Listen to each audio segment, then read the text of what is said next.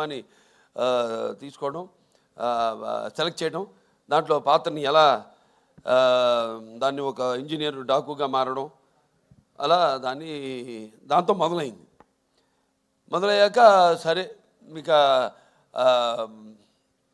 Cinema గురించి ఈరోజు ఆ సినిమాని అఖండమైన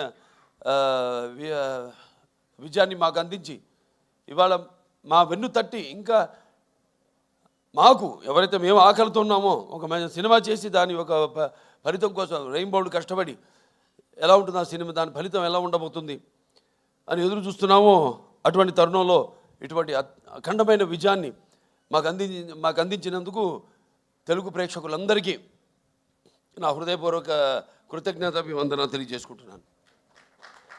ఇంకా ముఖ్యంగా ఈ సినిమాలో ముందు మా దర్శకుల గురించి చెప్పాలి. బాబీ గారి గురించి అంటే ముత్యాలు ఎలా ఏటమూలుగా జారితే ఎంత అందంగా ఉంటాయి కనపడడానికి, అలా ఎంతో అందంగా ప్రతి నటుడి దగ్గర నుంచి కూడా హావభావాలను రాబట్టుకోగలిగాడు మా దర్శకుడు బాబీ. అలాగే బాబీ ఎలాంటి ఒక ప్రియుడిని ప్రేమించినట్టు నన్ను ప్రేమించేసి ఏది వదలకుండా ఎంతో సున్నితంగా ఎంతో నాలో అయిన నట విశ్వరూపాన్ని ఆవిష్కరింపజేసిన బాబీకి నా హృదయపూర్వక కృతజ్ఞతలు తెలియజేసుకుంటున్నాను. ఒక నమ్మకం, ఏదైనా ఒక నమ్మకం ఉంటాను. అంటే ఆయన చూడడానికి ఎంత స్టైలిష్గా ఉంటాడు ఆయన, అలాగే ఫస్ట్ హాఫ్లో కూడా నన్ను అంత స్టైలిష్గా చూపించాడు ఆయన బ్రహ్మాండంగా. ఇక ప్రతి చాలా ఎన్నో విషయాలు డిస్కస్ చేసి సినిమాలో మేము అనుకున్నవి తీసినవి కూడా కొన్ని ఉన్నాయి ఇంకా.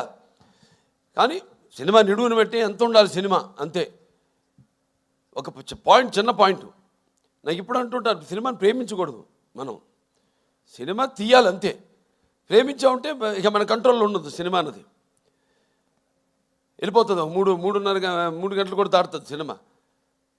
అలా కాదు, చెప్పేదైతే చిన్న పాయింట్ మంచి సన్నివేశాలతో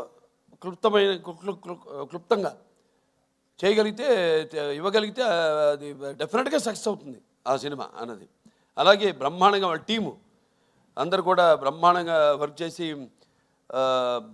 ఇవాళ డైరెక్షన్ డిపార్ట్మెంటు క్రాంతి అయితేనేమి, లేకపోతే సోమరాజు గారు అయితేనేమి, రాధాకృష్ణ గారు అందరూ, అలాగే ఆయన రైటర్స్ మిగతా మన మోహన్ కృష్ణ గారు, చక్రి గారు, వినీత్ గారు అయితేనేమి అందరూ ఎంతో బ్రహ్మాండంగా దాన్ని